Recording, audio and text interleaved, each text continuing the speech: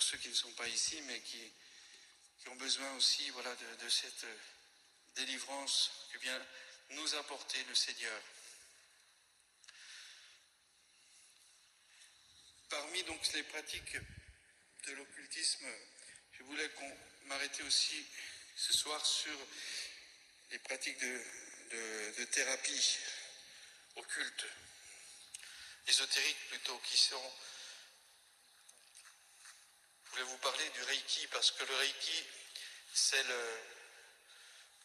un peu le prototype, on va dire, hein, de toute la panoplie de la guérison New Age que l'on peut trouver aujourd'hui, qui prolifère malheureusement de plus en plus. Et donc, il est bon aussi, voilà, de savoir exactement de quoi il retourne. Alors pour ça, je m'appuierai sur une étude, peut-être que de quelqu'un que vous connaissez peut-être, qui s'appelle le Père Joseph-Marie Verlinde, qui est on peut dire un spécialiste, entre guillemets, parce qu'il est spécialiste, parce que le pauvre, il y a baigné dedans, hein, il est tombé dedans, il est tombé dans ce piège de l'ésotérisme, c'est-à-dire une soif de religiosité, une soif de quête spirituelle, hein, qui l'a amené très loin, qui l'a amené aussi même à tomber dans une secte en Inde, dont il est devenu même, on peut dire, le bras droit du gourou.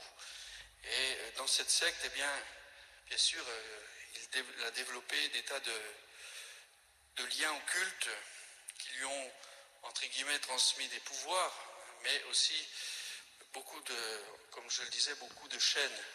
10 ans d'exorcisme pour en sortir. Hein. Donc c'est ce que je disais tout à l'heure. Hein.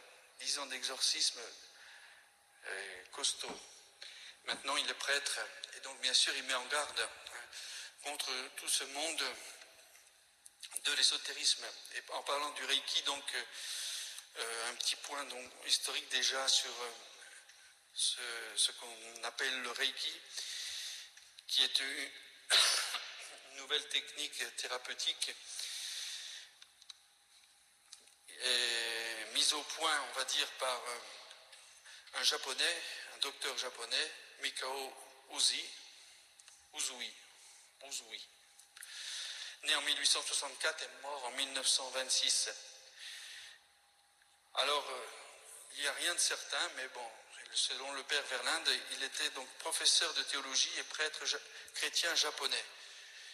Mais donc, c'est le fait qu'il soit prêtre chrétien est contesté. Donc, on ne sait pas trop exactement si c'est vrai ou pas. En tout cas, ce qui est sûr, c'est qu'il était donc très érudit dans les sciences religieuses, que ce soit dans le christianisme, mais aussi dans le bouddhisme et dans bien d'autres sciences religieuses. Il était professeur. Et un jour, donc, un de ses élèves vient, un peu comme le mettre à l'épreuve, il lui demanda de lui faire voir les miracles accomplis autrefois par Jésus.